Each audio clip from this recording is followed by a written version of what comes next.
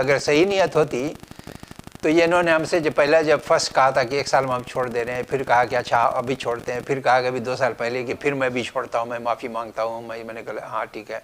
पहाड़पुर गांव से सटे एक गांव तेरियामा के एक प्रतिष्ठित व्यक्ति सऊदुल हसन बताते हैं कि नाजिम अनवर का व्यवहार लोभ और ठग से प्रेरित है। एक बार के लिए मैं भी उसके गलत मनसे का शिकार होते होते बचा। उसने मेरे साथ भी बेईमानी करना चाहा, लेकिन समय रहते सूझबूझ के साथ उसे मुंह की खानी पड़ी। दरअसल वर्षों पहले मैंने सामाजिक कल्याण के लिए एक निःशुल्क शिक्षा संस्थान रेड रोज पब्लिक स्कूल खोला था, लेकिन नौकरी को लेकर मैं अक्सर बाहर रहा करता था। इसलिए समय की कमी के कारण स्कूल संचालन के लिए मैंने मेरे पूर्व शिक्षक को सौंप दिया। कुछ साल बाद मुझे पता चला कि नाजिम ने अवैध तरीके से सभी लोगों को हटाकर स्कूल पर अपना दबदबा बना लिया। जब मैं वापस घर लौटा और नाजिम से विद्यालय खाली करने को कहा तो उसने विद्यालय खाली करने के बदले मुझसे 7 लाख रुपए मांगे। वे आगे कहते हैं कि मेरे जानने वाले से जानकारी मिली है कि ये व्यक्ति लोगों के पास जाकर बोलते हैं कि ये स्कूल महमूद एजुकेशन सोसाइटी की है, जहां उसी संस्थान से मैंने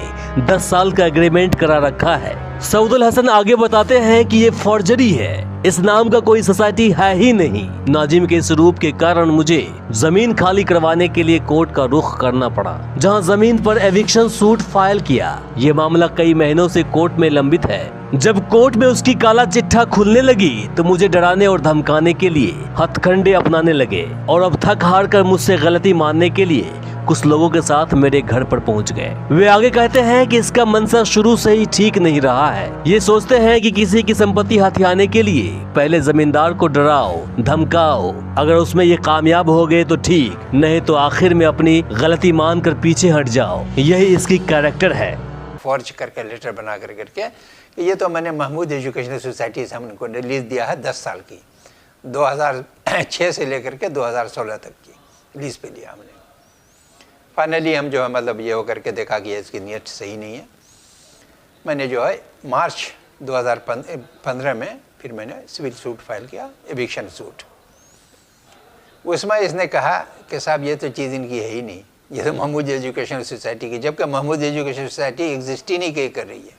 देखिए जी, जब हम वहाँ पे मतलब पहुँचे थे तो मेरे ऊपर जो 3 गोली चलाया गया था, तो मेरे ऊपर वो करीब वीडियो में भी स्पष्ट हो रहा है कि वो 2 आदमी वहाँ से मेरे ऊपर गोली चलाता हुआ आया। 18 दिसंबर 2022 की घटना को लेकर स्थानीय वार्ड सदस्य प्रतिनिधि मोहम्मद सुल्तान बताते हैं कि उस दिन मुझे कॉल आया कि नाजिम अनवर अपने बड़े भाई सालिम अनवर के खेत में जबरन ट्रैक्टर चला रहे हैं। मैंने तुरंत इसकी जानकारी क्षेत्रीय थाना को दी। लगभग 1 घंटे बाद स्थिति का जायजा लेने खेत की ओर बढ़ा, तभी अचानक एक गोली मेरे नाक के पास से गुजरी। फिर मेरे ऊपर दूसरी और तीसरी भी गोली चली। किसी तरह अपना जान बचा पाया।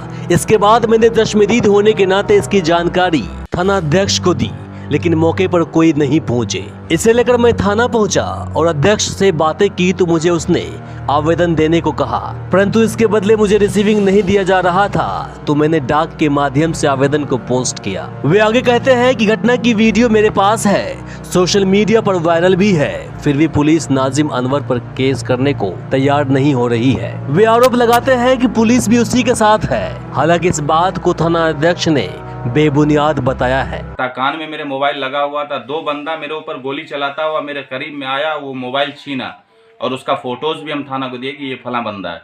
लेकिन अब तक बस आश्वासन मिलता रह गया कि ठीक है होगा, लेकिन बाद में जाकर के मालूम चलता है कि ये तो उल्टा मतलब केस हम लोग के ऊपर फाइल कर दिया गया है। जो अपराध करवाया उसके ऊपर कार्रवाई नहीं हो करके मेरे ऊपर, जिसके साथ कहते हैं कि घटना हुआ उसी के ऊपर केस कर दिया गया। वही इस घटना को लेकर नाजिम अनवर की भाभी और सालिम अनवर की पत्नी बीवी जीनत खातून बताती हैं कि मैं आज तक घर और आंगन से बाहर कदम नहीं रखी हूँ, लेकिन मुझे भी नाजिम केस में डाल दिया है। वे आगे कहती हैं कि जब भी कभी केस होता है तो उसमें मेरा नाम डालना अनिवार्य मानते हैं, जबकि मैं अपनी पूरी जिंदगी में दरवाजे तक जाने से बचती हूँ। साथ ही मेरी तबीयत भी ठीक नहीं रहती है, तो मैं डंडा हथियार लेकर उसे मारने कैसे जा सकती हूँ। मुझ पर आर्म्स एक्ट के तहत केस दर्ज किया गया है।